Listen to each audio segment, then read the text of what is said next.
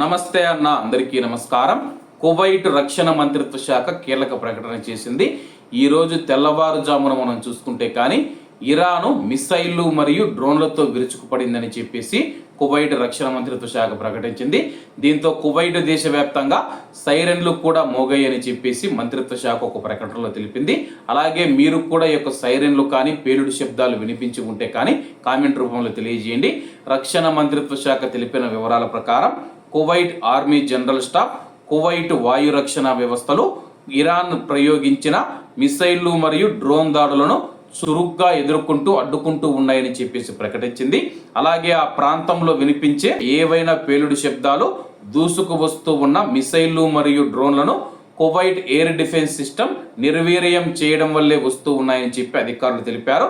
రక్షణ చర్యలు కొనసాగుతూ ఉన్నందున సంబంధిత సంస్థలు జారీ చేసిన అన్ని భద్రతా రక్షణ సూచనలను కువైట్లో ఉన్న కువైటీ ప్రజలు మరియు ప్రవాసులు పాటించాలని చెప్పేసి కువైట్ రక్షణ మంత్రిత్వ శాఖ కోరింది. ప్రస్తుతం తెల్లవారుజాము నుంచి మనం చూసుకుంటే సైరన్లు మోగుతూ ఉన్నాయి.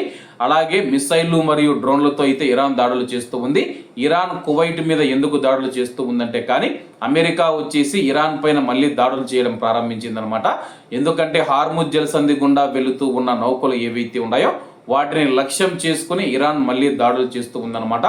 ఏ ఒక్క నౌకైనా సరే కానీ మా యొక్క అనుమతి లేకుండా హార్ముజ్ జలసంధిని దాటకూడదని చెప్పేసి తెలుపుతూ ఉన్నాయి. అలాగే శాంతి ఒప్పందంలో హార్ముజ్ జలసంధిని మేము ఓపెన్ చేస్తూ ఉన్నాము, మునుపటి మాదిరిగానే ఉంటుందని చెప్పేసి శాంతి ఒప్పందంలో సంతకం చేసింది ఇరాన్ అని చెప్పేసి అమెరికా ఆరోపిస్తూ ఉంది. మరోవైపు ఇరాన్ మాత్రం తన యొక్క వైఖరిని మార్చుకోలేదన్నమాట. దీంతో మళ్ళీ అమెరికా పెద్ద ఎత్తున ఇరాన్ పైన దాడులు చేస్తూ ఉన్న నేపథ్యంలో ఇటు కువైట్ కానీ బహ్రెయిన్ దేశం మీద ఇరాన్ దాడులు ప్రారంభించింది. మరి యొక్క దాడులు ఎంతవరకు వెళుతాయో వేచి చూడాల్సి ఉంది. కాబట్టి అందరూ బాగుండాలి, అందులో మనం ఉండాలి. అందరికీ నమస్తే అన్న, జై హింద్.